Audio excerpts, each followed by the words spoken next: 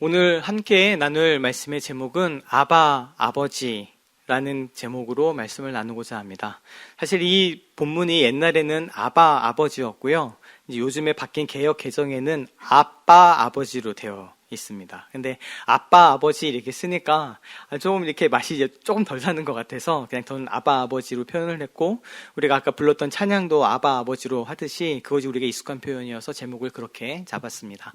우리 로마서 8장 14절부터 17절까지의 말씀을 같이 한 목소리로 봉독하시겠습니다. 로마서 8장 14절서부터 17절입니다. 무릇 하나님의 영으로 인도함을 받는 사람은 곧 하나님의 아들이라. 너희는 다시 무서워하는 종의 영을 받지 아니하고 양자의 영을 받았으므로 우리가 아빠 아버지라고 부르짖느니라. 성령이 친히 우리의 영과 더불어 우리가 하나님의 자녀인 것을 증언하시나니, 자녀이면 또한 상속자 곧 하나님의 상속자요 그리스도와 함께한 상속자니, 우리가 그와 함께 영광을 받기 위하여 고난도 함께 받아야 할 것이니라. 아멘. 우리가 아까 서로 인사하면서 잠깐 나눴던 것처럼 오늘은 아버지의 날입니다. 파더스 데이입니다. 근데 저는 아버지가 되어서 그런지 확실히 아버지의 날은 어머니 날보다 훨씬 덜한 것 같아요. 분위기도 그렇고 뭐 축하도 그렇고 그냥 있나보다 없나보다 대면 지나가는 것 같고. 그렇지만 오늘 아버지의 날, 또 아버지에 대한 묵상들을 좀 하다가 오늘도 저희가 이 아버지에 대해서 좀 말씀을 같이 나누려고 오늘 본문을 선택했습니다.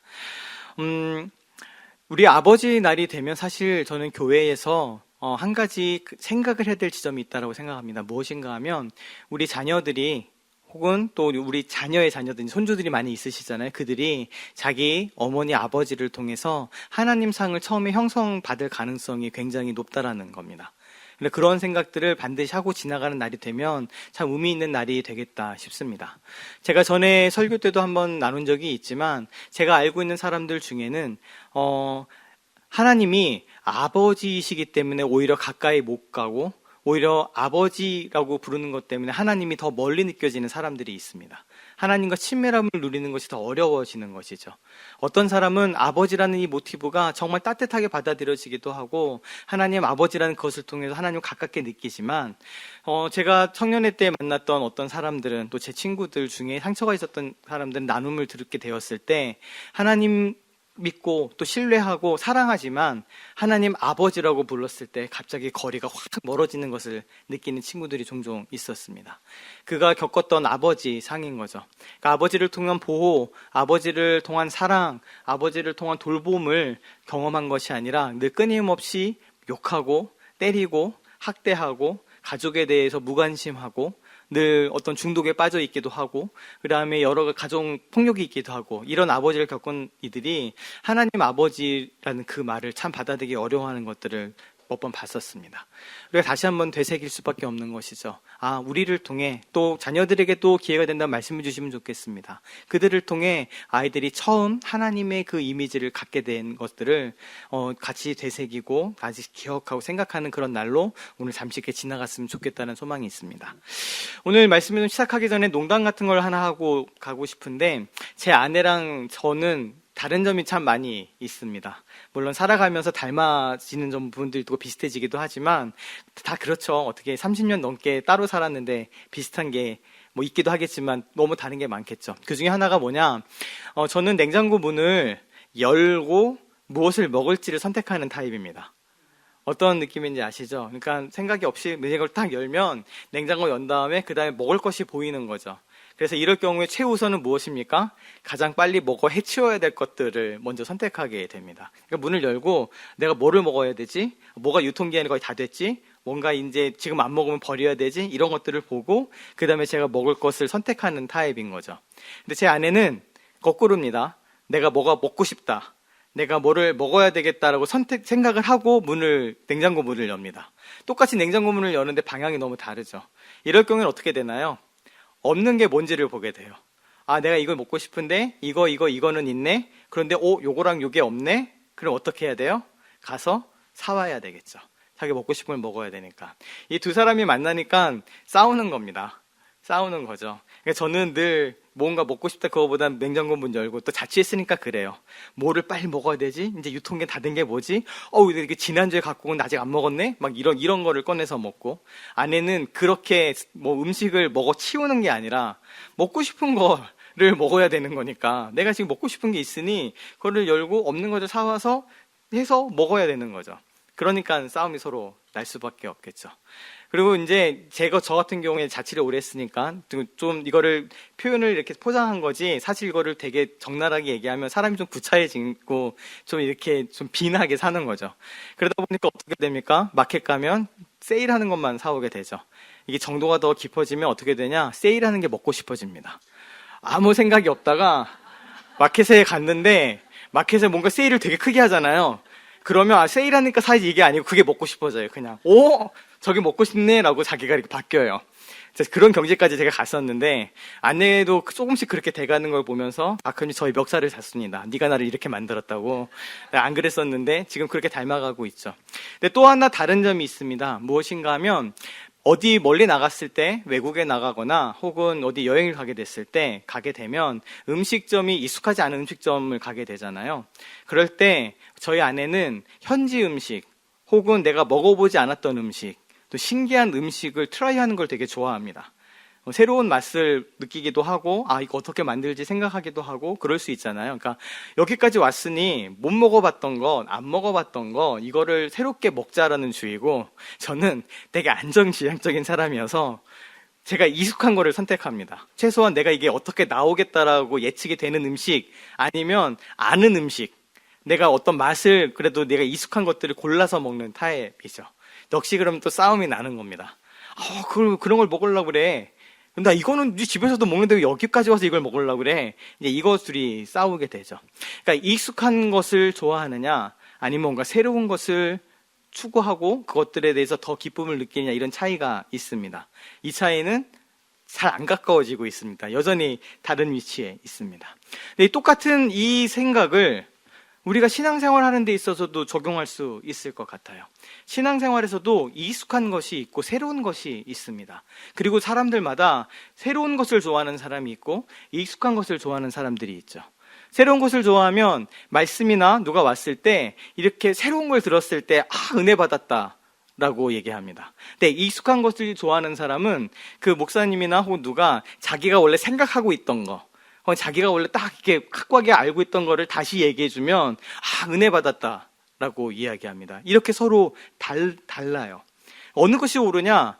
양쪽 다 괜찮죠. 그런데 한 가지만 있으면요, 서로를 향한 이해만 있으면 됩니다. 근데 서로 이해가 별로 없죠. 여기에 대해서도. 그래서 이런 부분이 언제 도드라지게 드러나느냐? 교회에서 만약에 담임 목사님이 바뀌거나 새로운 목사님이 오셨을 때 확연하게 드러납니다. 새로운 분이 오시면 새로운 말씀이 있고 또 새로운 시각이 있고 새로운 사역들이 막 일어나게 되잖아요. 어떤 분들은 되게 좋아하십니다. 그 새로움들을 막 이렇게 즐기십니다.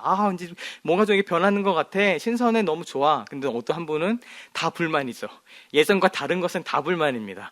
이건 옛날에 이렇게 했는데 왜 저렇게 바꿔? 아니면 말씀을 또 왜 저렇게 전해? 라고 서로 또 갈라지는 것들을 실제로 볼 수 있다는 것이죠. 우리가 익숙하다라고 이야기하는 것은 장점이 있고 단점이 있습니다. 장점은요, 그것을 통해서 우리가 신앙의 습관이 형성이 돼요. 그러니까 내가 가만히 있어도 나를 밀어주는 힘이 생깁니다. 그 습관이 또 익숙함이 내 안에 있기 때문에 아침에 일어나서 출근하기 전까지의 루틴이 내가 막 머릿속에 생각하지 않잖아요. 나도 모르게 그 루틴이 익숙해져 있으니까 일어나서 화장실 갔다 씻고 아침 챙겨 먹고 식구들 챙기고 밖에 나오는 그것이 자연스럽게 물 흐르듯이 갑니다. 그래서 옛날에는 40분 걸렸던 게 조금씩 줄어서 막 15분 안에도 그 모든 것들이 끝나기도 하는 익숙함들이, 그런 힘이 저희한테 있을 수 있죠. 안정감을 줍니다. 우리의 신앙 기초를 견고하게 하고요. 이런 익숙함과 습관이 주는 힘이 있어서 그거를 누릴 수 있습니다. 그런데 단점은요, 한편으로는 형식주의에 빠집니다. 매너리즘에 빠집니다. 그러니까 내 머릿속은 생각하지도 않고 나의 정말 신앙의 중심은 나의 마음을 드리고 나의 생각을 드리고 마음과 뜻과 정성을 다하여 하나님을 사랑하는 것인데, 그거는 쏙 빼놓고 나머지 것만 익숙하게 그냥 교회도 섬기고 예배도 나오고 심지어 찬양을 하면서 은혜 받는다고 생각하지만 그것마저도 매너리즘에 빠져 있을 때가 있어요. 그냥 당연히 이 찬양 나오고 이런 분위기와 이런 고조가 되면 내 안에 이런 분위기가 막 일어나게 되니까 그거를 은혜 받았다라고 착각하는 이런 매너리즘에 빠질 가능성도 있습니다. 그리고 가장 큰 문제는 새롭게 우리들을 인도하시는 하나님의 인도하심을 때로는 거절하기도 하고요. 그거를 무시하기도 하고요. 그거를 놓아버리는 문제점들이 있게 되는 것이죠.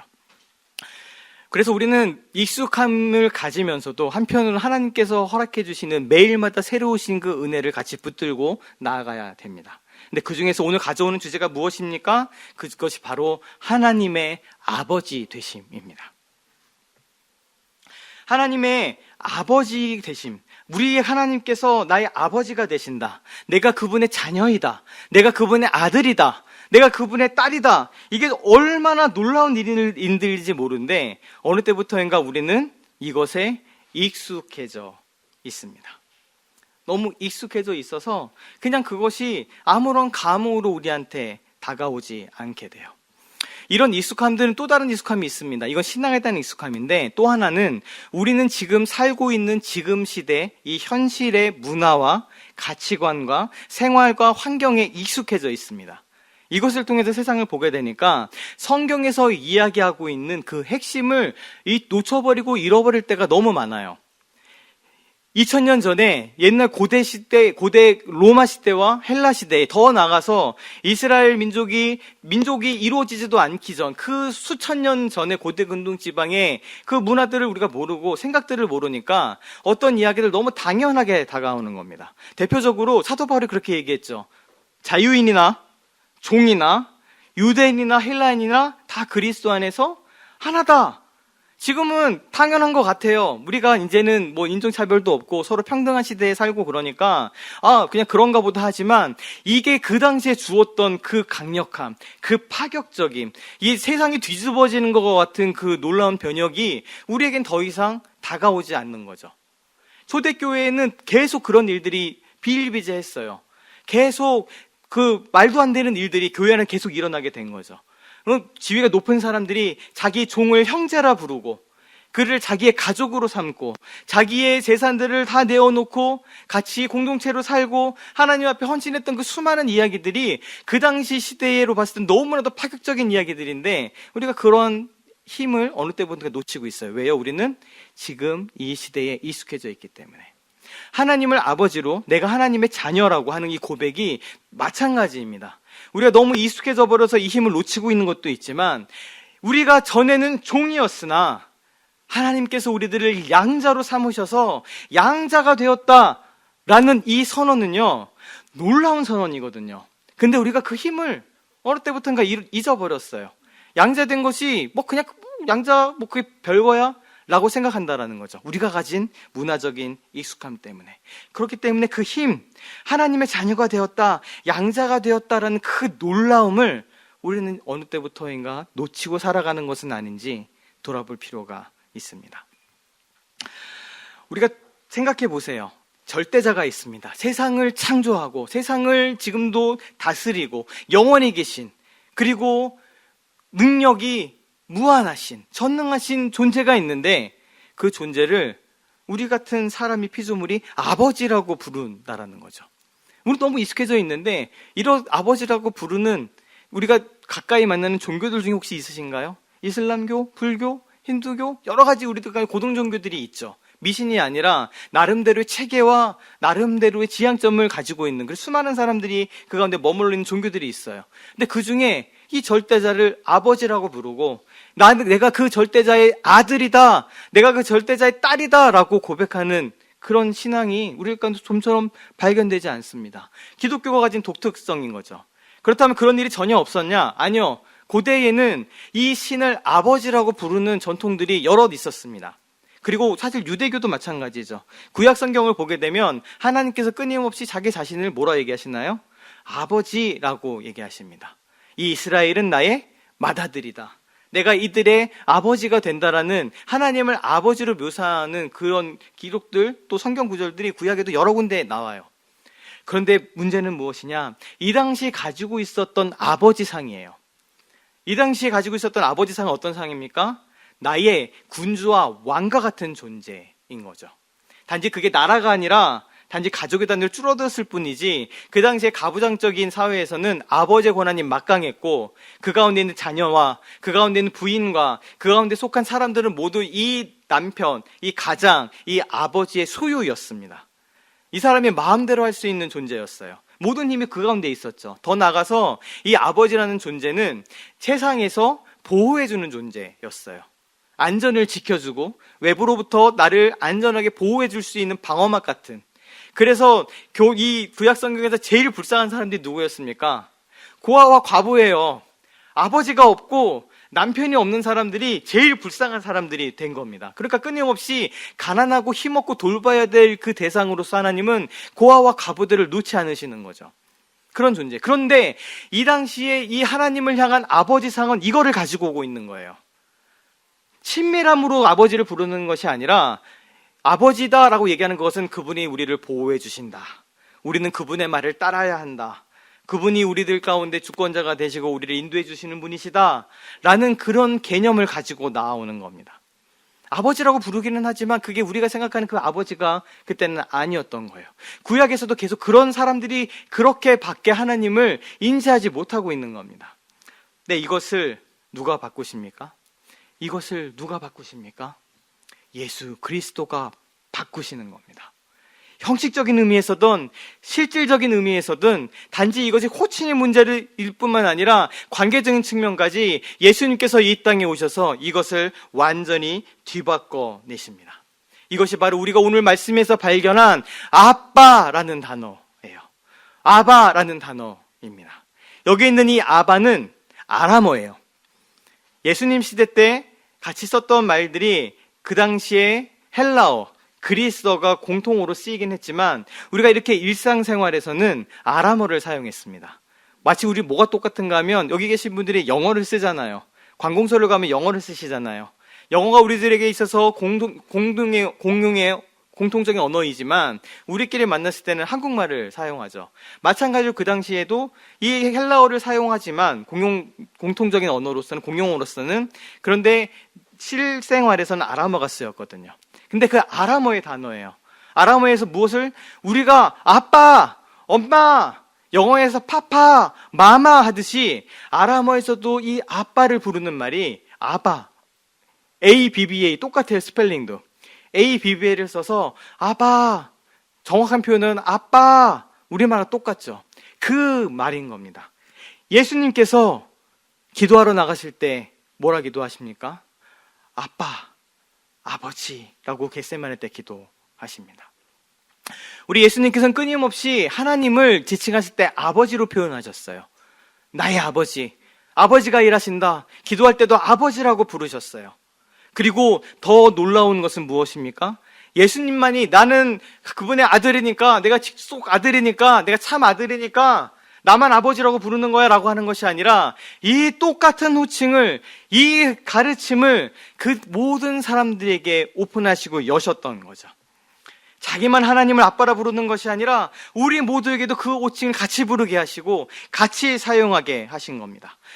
예수님께서 하나님과 나누는 그 놀라운 신비한 관계, 그 친밀하고 뭐라 형용할 수 없는 그 두 분이 하나이기 때문에 아버지와 내가 하나님과 같이 저들도 하나가 되게 해주십시오라는 기도에 담긴 것처럼 그 하나님과 예수님 사이에 담긴 그 놀라운 신비로운 연합과 친밀한 관계가 그분 안에서 끝나는 것이 아니라 이제 어디로 확장이 되나요? 우리들에게도 확장이 되는 겁니다.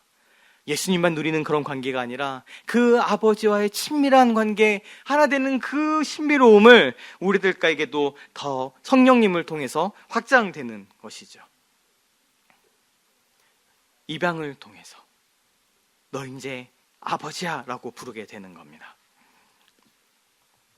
예수님께서 요한복음 20장 11절에 이렇게 말씀하시는데 여러 군데 우리들에게 아버지라고 얘기하게 하시고 아버지에게 기도하게 하시고 너희 아버지께서 아신다라고 얘기하시고 끊임없이 우리가 아버지의 관계를 얘기하시지만 직접적으로 요한복음은 이렇게 얘기하세요.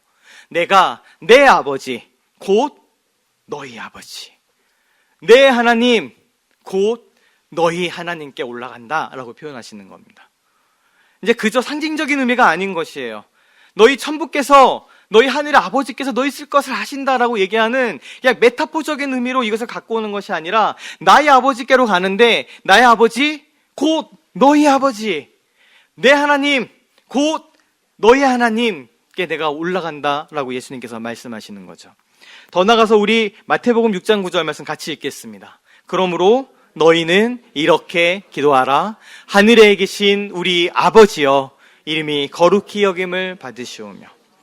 예수님께서 우리에게 가르쳐 주신 기도예요. 너희는 이렇게 기도해라 라고 얘기하시면서 이때에 우리의 기도가 어떻게 됩니까? 우리가 예배 때 대예배 기도 장로님들 나오셔서 기도하시는 그것대로 전지전능하시고 천지를 창조하시고 생사화복을 주관하시는 거룩하신 하나님, 그렇게 기도하는 것이 아니라 예수님께서 가르치신 기도는 다 필요 없어요. 누구요? 아버지, 아버지 라고 부르는 겁니다. 의식적이고 형식적인 기도가 아니에요. 인격적이고 관계적인 기도인 거죠. 어떤 신이 있어서 멀리 떨어져 갖고 비나이다 비나이다 우리 정성을 봐서 이걸 이루어 주십시오라는 그런 기도가 아니라 관계가 있기 때문에 하는 기도예요. 내가 원하는 게 있으니까 그거를 해소하고 그걸 이루기 위해서 하는 기도가 아니라 그분하고 나에게 관계가 있으니까 아빠 배고파요, 아빠 어디 갔어요, 언제 돌아와요, 그 관계의 기도로 우리를 부르고 계시는 거죠. 두려움으로 기도하는 것이 아니라 어떻게 해야지 하나님 기분이 좋을까 하는 것이 아니라 친밀함으로 하나님께 나아가는 기도, 거리를 둔 것이 아니라 아버지와 대화하는 그런 기도로 우리를 부르고 계시는 겁니다. 제가 언젠가 아버지 날에 이 아버지의 마음에 대해서 설교를 하면서 그때 똑같은 얘기를 했었는데 한 번 더 하겠습니다. 제가 청년회 때에 들었던 주기도문 강의, 저희 다니던 교회에서 주기도문 강의를 담임 목사님이 하셨는데 다 까먹었지만 제일 첫날 하셨던 그건 제가 아직도 잊어버리지 않고 있어요. 그것이 오늘 여기 있는 이 내용이기도 합니다. 우리가 여기 읽었을 때 어떻게 되나요? 기도하라 하늘에 계신 우리 아버지여 라고 얘기합니다. 한국말은 수식이 앞에 있으니까 그냥 아버지 해놓고 그 전에 하늘에 계시고 어쩌고저쩌고 거룩한 이거 앞에다 붙이잖아요. 막 그리고 아버지여 부르지만 영어에서는 더 줄어듭니다. 영어 시작은 어떻게 됐나요? Our Father. 그 다음 뒤에 which art in heaven. 그래서 하늘에 계신 이렇게 가죠. Our Father로 시작해요. 그런데 헬라어 원문으로 가잖아요. 다 필요 없고요. 가장 첫 말은요, 파테르입니다. 그냥 너희는 이렇게 기도해라 딱 말씀하시고 예수님의 첫 문장은 파테르. 헬라어로 아버지란 뜻이에요. 아무런 수식어가 없이 아버지 하고 이 기도가 시작하는 거예요. 그리고 그 아버지가 뭐 우리 아버지시기도 하고 그리고 뭐 하늘에 계시기도 하고 이 뒤에는 붙겠지만 처음에 부르는 그 기도의 시작은 그냥 아버지입니다. 그때 목사님이 이 얘기는 안 하셨어요. 그러니까 이 아버지로 시작한다 그 얘기는 안 했어요. 이거 제가 나중에 묵상하다가 이게 제일 처음에 있네 그렇다고 생각했지만 그때 목사님 하셨던 말씀이 바로 이겁니다. 어떠한 일이 있더라도 내가 심지어 기도할 만한 힘이 없더라도 어떤 죽을 일 가운데 있고 어떤 고난 가운데 있고 어떠한 상황 가운데 있다 하더라도 아버지 부르면 산다 라는 거였어요. 우리가 상황이 저희 설교하면서 자주 나누잖아요. 우리가 보면 감당할 수 없는 수많은 일들이 있습니다. 아까 얘기했지만 어머니가 돌아가셔서 급하게 한국 가시던 집사님, 지금 임종을 눈앞에 두고 계셔서 이제 모든 치료는 이제 그만하겠다고 병원에서 선언하고 페인만 줄여줄게 라는 그 연명치료에 그 연명치료 없이 그냥 고통만 줄이면서 임종을 기다리는 집사님 우리 교회 가운데 계십니다. 어저께 전화를 또 받았어요. 옛날에 저희 마가교회를 다니셨던 분인데 이제 곧 임종을 앞두고 있던데 혹시 우리 교회가 장례를 치러줄 수 있겠느냐. 그런 일들을 우리가 계속 마주합니다. 근데 어떠한 상황 가운데 있더라도요, 내가 기도 한마디 할 수 없는 상황이라 하더라도요, 기도라고는 정말 한마디로 하지 못할 것 같은 그런 상황이 있다 하더라도 그저 한마디 내뱉을 수 있으면 그때 아빠, 아버지 그 한마디 할 수 있다면 우리는 그때 삽니다. 그 뒤에 하늘에 계시고 뭐 이름이 거룩히 영을 받으시고 다 까먹고 아무런 기도하지 못해도 괜찮아요. 그 뒤에 있는 기도를 다 한마디도 못해도 괜찮아요. 아버지 그 말 한마디 우리가 뱉을 수 있다면 우리는 삽니다. 죽음도 마찬가지예요. 우리 안에 그 죽음을 앞두고 계신 분들이 계시지만 바로 죽음이 눈앞에 있어요. 근데 그때라도 내 숨이 넘어가는 그 순간이라 하더라도 그때 내가 아버지 부를 수 있다면, 아버지라 부를 수 있는 그 대상이 있다면, 아버지라 부르는 그분을 내가 지금도 믿고 붙들고 있다면 그 사람은 삽니다. 몸은 죽어도 영원하신 그 아버지의 사랑, 죽음도 끊어낼 수 없는 그 하나님의 사랑이 그를 붙들게 될 거기 때문에 그렇습니다. 모든 것이 무너진다 하더라도, 모든 조건이 내 안에 없다 하더라도 그때 아버지라고 부르는 순간 이 세상에서 가장 위대하신 분, 이 세상에 가장 크고 영원하신 사랑과 우리가 연결이 되는 것이죠.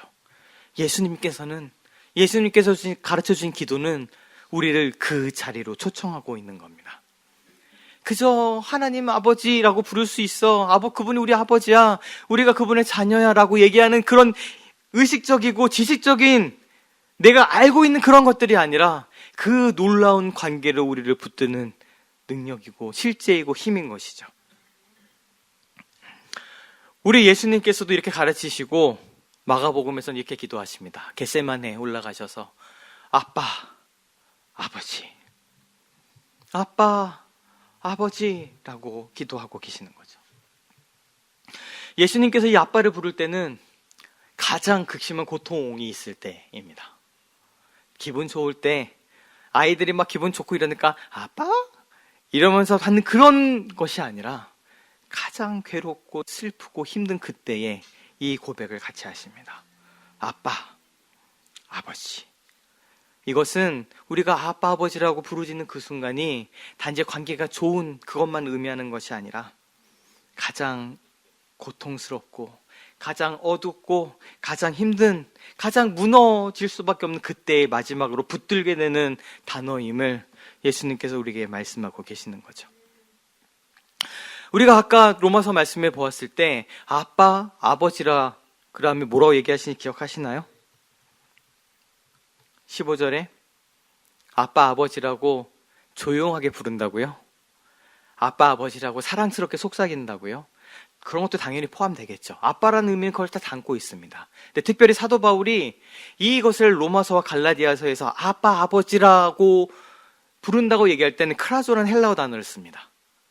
뜻은 부르짖다 라는 뜻이에요. 큰 소리로 외치다, 간절히 호소하다, 절박하게 무언가를 부르다, 이런 뜻을 갖고 있습니다. 이것은요, 이것이 우리의 의식적인 작업으로 아버지라고 부르는 것이 아니라 우리가 가장 절박할 때에, 아무것도 의지할 수 없을 때 우리가 본능적으로 외치게 되는 그런 외침을 우리가 알려주고 있는 것이죠. 하나님이 멀리 있는 존재여서 조심스럽게 하나님, 제가 불러도 될까요? 하나님, 제가 감히 좀 그 이름, 이 거룩하신 이름, 이스라엘 백성은 적을 때 이름도 못 적어서 그거는 아도나이라는 다른 말로 적어갖고 성경을 베꼈던, 그렇게 조심하게 불러야 되는 그것이 아니라 그 순간, 우리가 그 도움이 필요한 순간, 하나님의 붙드심이 필요한 그 순간 외치는 외침인 겁니다. 아빠! 아버지! 자녀가 아버지를 찾을 때는 그때인 거잖아요. 가장 신뢰하는 그 사람을 가장 필요할 때에 아빠! 아버지 부르는 그것으로 나아가는 것을 의미하고 있는 것이죠. 이처럼 아빠, 아버지라고 부르짖는 삶, 아빠, 아버지라고 부르는 것은 예수님께서 우리에게 초청하신 삶이고 그리스도를 통한 특권이기도 합니다. 그저 하나님이 좀 친한 것 같아요로 누리는 그것이 아니라 예수 그리스도가 초청하셨고 예수 그리스도로 말미암았고 그분을 통해서만, 그분의 속량을 통해서만 가능한 이름은 성경은 끊임없이 이야기하고 있습니다. 근데 우리 하나 더 보기 원합니다. 아까 우리가 아빠, 아버지가 너무 익숙하다고 그랬죠. 또 한 가지는 우리가 양자 되었다라는 의미를 현대적으로 해석하고 있는 겁니다. 지금에 있는 양자는 어떤 의미인가요? 그냥 알다시피 그냥 부모가 없는 아이를 누군가 부모를 해주는 거잖아요. 그런데 이게 굉장히 약해졌어요. 지금에 있는 이 양자라는 제도는 부모가 없는 아이에게 부모를 찾아주는 복지정책 같은 느낌이죠. 돌봄이 필요하니까, 보호자가 필요하니까, 얘가 불쌍하니까 내가 좀 아버지가 되어줘야지 라는 그런 느낌으로 우리가 받아들입니다. 그러니까 양자는 느낌이 뭐예요? 원래 있던 친자랑 비교했을 때 뭔가 열등한 것 같아요. 그리고 더 나아가서 지금의 양자 제도는 파양 제도가 있습니다. 파양이 뭔가 하면 양자로 드렸지만 뭐 마음에 안 들고 그러면 무슨 이유가 있으면 양자로 삼았던 걸 취소할 수 있어요. 내가 낳은 아들은 못해요, 그거. 뭐 호적에 파버린다 어쩐다 하지만 그거는 법적으로 그 관계를 끊어낼 수 없어요. 그런데 양자는 들어왔다가 파양을 할 수 있거든요. 그러니까 사람들이 그 관념으로 지금 이 상황을 이해하는 겁니다. 우리 아까 로마서 얘기는 뭐라고 얘기합니까? 하는 양자의 영이, 그 하나님의 그 영이 우리 가운데 오셔서 하나님을 아빠, 아버지라고 부르짖게 한다고 얘기했어요. 우리가 그분의 양자가 되었어요. 성령님께서 친히 우리의 영과 더불어 우리가 하나님의 자녀인 것을 증언하고 있어요. 그리고 이러한 증언은 나중에 17절까지 가게 되면 상속자로, 그리스도와 함께한 상속자가 된다라고 선언하고 있습니다. 그런데 이것이 왜 우리한테 충격으로 다가오지 않느냐? 우리는 지금의 양자의 제도를 이걸 이해하고 있기 때문에 그래요. 고대 로마 시대에 이 사도 바울이 이 이야기를 할 때 양자 제도는 전혀 다른 이야기입니다. 이때는 이 신분이 대전환을 이루는 사건이에요. 왜냐하면 누군가 로마에서 양자를 삼는다는 얘기는요, 기존에 있었던 신분, 기존에 있었던 빚, 기존에 있었던 모든 관계가 싸그리 없어져요. 그거는 그냥 말소돼 버려요. 그 가운데 어떠한 법적 관계가 있었든 이 사람이 노예이든 뭐든 관계없이 그 모든 신분은 완전히 말소가 되고 이 새로운 집, 이 아버지의 아들로서 새로운 신분으로 전환이 됩니다. 특히나 이때 양자는요, 지금처럼 불쌍하니까 내 아들 해가 아니고요, 양자로 삼는다는 얘기는 나의 재산과 나의 지위와 나의 권위를 다 물려줄 합법적인 상속자를 찾기 위한 방법이었어요. 그러니까 이 시대에 내가 이 사람을 양자로 드리겠습니다라는 얘기는 이제부터 내 아들, 그걸 넘어서서 이제 이 사람은 나의 상속자고, 내가 가진 권위와 내가 가진 권능과 내가 가진 지위와 내가 가진 모든 것들을 그대로 다 물려받을 사람이다라는 것을 모든 사람에게 알려주는 것이었고, 이제 이 아버지가 가진 이 권한만 남아있지 나머지 모든 관계 다 끊어져요. 누구도 이거를 끌어낼 수 없어요. 심지어 이때에는 이 입양은 취소도 안 됐어요. 양자를 삼는다는 얘기는 내 친자와 양자가 있어 구별되겠다는 게 아니라 이 사람이 내 적통이다, 이 사람이 내 상속자다, 이 사람이 동등한 상속권을 가지고 있다, 완전한 나의 집에 사람이다 라는 것들을 선언해주는 장면이었습니다. 이것을 보고 그 당시에 느꼈던 사람들의 충격은 전혀 다른 거예요. 야, 이제 그 아버지가 그 하나님이 나의 아버지래, 내가 그분의 아들이래, 이런 게 아니에요. 너의 신분이 완전히 바뀌었다라는 거예요. 너 신분이 전에 노예였어? 종이었어? 아니, 다 의미 없어. 왜? 너는 이제부터 하나님의 아들이거든. 그의 양자가 되었거든. 그의 참 아들이신 예수 그리스도를 통해 양자가 되어서 예수와 더불어 함께 그 상속을 받는 상속자로 서게 되었거든. 그렇게 선언하는 겁니다. 예전의 것들은 완전히 소멸이 되고 지금 이 순간 완전한 아들의 권리를 찾게 되는 것이죠. 우리는 그 충격이 지금 없다라는 거예요. 예수 그리스도를 통해서 우리 양자가 되었다는 그것이 이러한 의미이고 이러한 충격이고 이러한 품을 가지고 있다는 것을 우리가 지금은 놓치고 있습니다. 그리고 더 나가서 이 양자 삼았다라는 모티브가 계속 사도 바울의 핵심을 관통할 수밖에 없는 것은, 로마에서도 만약에 다른 사람의 노예가 있거나 다른 사람의 소유였던 사람을 내가 양자로 삼으려고 하잖아요. 그러면 무엇을 해야 됐습니까? 값을 치러야 했습니다. 값을 치러야지 양자로 삼을 수 있는, 이 사람이 자유인이라면 그냥 내가 양자로 삼으면 되지만 이 사람이 다른 사람의 소유예요. 다른 사람의 노예예요. 그럼 어떻게 해야 돼요? 그 값을 치러야만 했습니다. 그래서 이 성경은 우리에게 이야기하고 있는 거죠.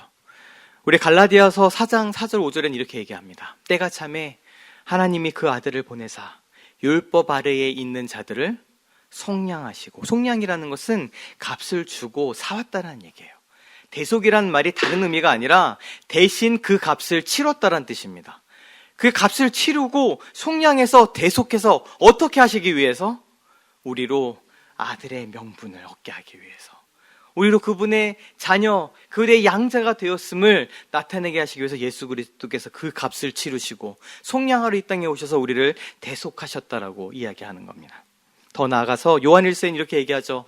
예수께서 그리스도이심을 믿는 자마다 하나님께로부터 난 자니 라고 얘기합니다. 하나님께로부터 난 자니 그러니 우리는 그냥 뭐 이렇게 그로부터 비롯되었다라 이렇게 받아들이잖아요. 이 말이 우리가 자녀되었다는 의미예요. 다른 성경이 이렇게 얘기합니다. 예수께서 그리스도이심을 믿는 사람은 누구나 하나님의 자녀입니다. 그리고 성경이 얘기합니다. 누군지 성령으로 말미암지 않고서는 예수를 주라 할 수 없습니다. 그렇기 때문에 성령이 우리 안에 오셔서 무엇을 증언하십니까? 그리스도를 믿음을, 그리스도를 주로 고백함을 우리 안에 하게 하시고, 그렇기 때문에 우리가 하나님의 자녀가 되었음을 성령이 보증하고 계속해서 확증하고 계시는 것이죠. 이 길은 오직 예수 그리스도를 통해서만 가능합니다.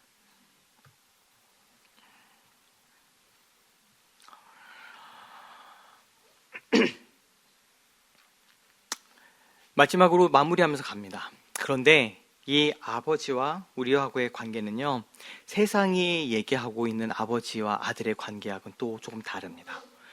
우리가 아까 얘기했던 아버지의 그 예수님의 고백, 우리가 입양되었다라는 그것이 그 문화에서 가졌던 놀라운 힘을 같이 살펴보았지만, 한 가지 우리가 또 놓치지 말아야 될 것은 우리가 가지고 있는 아버지 상과 우리가 가지고 있는 부자지간, 부녀지간의 상이 이 하나님과는 동일하게 맞지 않는다라는 거예요.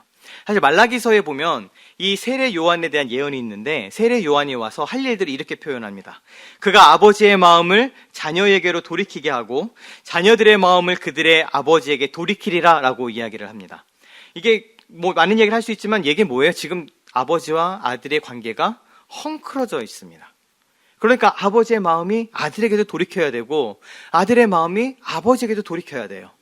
그러니까 이미 세상에서의 아버지와 아들의 관계는 어그러질 수 있고 서로 척을 질 수도 있고, 아까 제가 얘기했던 것처럼 자기가 겪었던 아버지 상 때문에, 그 상처 때문에 아버지 하나님에게도 나가지 못하고 그 개념을 받아들이지 못한 사람들이 생기는 거죠.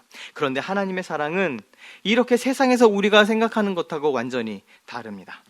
우리는 우리의 한계로 하나님을 이해하기 때문에, 그래서 우리가 신학적인 표현도 그렇게 얘기하잖아요. 신인 동형론이란 말을 쓰잖아요. 하나님은 손도 없고 발도 없고 인간과 같지 않지만 우리가 가지고 있는 모티브들을 가지고 와서 설명하려고 합니다. 그런 것들이 도움이 될 때가 있지만, 하나님하고 우리의 관계를, 아버지와 아들의 관계를 그것을 갖고 와서 갖다 붙이면 큰 오류에 빠져요. 왜냐하면 하나님의 우리 아들 되심은 모티브로서의 관계가 아니라 진짜 실제가 있는 참 신비로운 관계일 뿐만 아니라, 그 관계는 세상에서 얘기하는 아버지와 아들의 관계로 설명이 되지 않기 때문입니다. 그 하나님의 사랑에는 조건이 없습니다. 대가로 움직이는 것도 아닙니다. 아까 우리가 양자가 되고 누군가의 자녀가 되기 위해선 막 조건들도 있고 법적인 절차를 따를지 모르겠지만, 하나님께서 우리를 양자로 삼으실 때는 조건이 없습니다. 너희가 하나님의 자녀가 되려면 더 거룩해져야 되고, 더 착해져야 되고, 더 선한 일을 하여야 되고, 좀 더 그럴싸한 인격적으로 바뀌어야 돼 라고 얘기하는 것이 아니죠. 그냥 딱 한 가지밖에 없는 거예요. 예수 그리스도. 예수 그리스도, 그분 네가 주로 고백하는가? 그를 그리스도로 믿는가? 그렇다면 넌 하나님의 자녀다. 그 하나님의 영, 그 그리스도의 영, 그 양자의 영이 우리에게 오셔서 하나님을 아빠, 아버지라고 부르짖게 하는 것이죠. 이 놀라운 관계, 이 놀라운 신비 가운데 함께 들어가기를 원합니다. 하지만 우리가 한 가지 놓치지 말아야 할 것이 있습니다. 마지막입니다. 8장 17절에 이렇게 얘기하죠. 자녀임은 어떤가요? 상속자가 됩니다. 하나님의 상속자요. 이게 우리 참 아들 되신 예수님과 막 우열도 있는 게 아니에요. 그와 함께한, 그리스도와 함께한 상속자가 될 것입니다. 그런데 우리가 상속해야 될 것이 무엇인가요? 우리가 그와 함께 무엇을 받기 위해? 영광을 받기 위해. 이것이 우리에게 주어져 있는 것이지만 한편으로 고난도 함께 받아야 함을 말씀하고 있습니다. 이것을 우리가 거절할 수도 없고요, 거부할 수도 없는 것이죠. 왜요? 우리는 이미 양자로 하나님의 말씀하신 그 상속을 있는 그대로 다 물려받을 자들이기 때문에 그렇습니다. 다 필요 없고요, 재산만 저한테 주면 돼요 라고 얘기하는 그 막장 드라마에 나오는 이상한 아들, 딸처럼 우리가 있는 것이 아니라, 우리는 그분의 참 아들이기 때문에, 참 자녀이기 때문에, 예수님도 마찬가지죠. 그 영광을 위하여 어떻게 하셨다고요?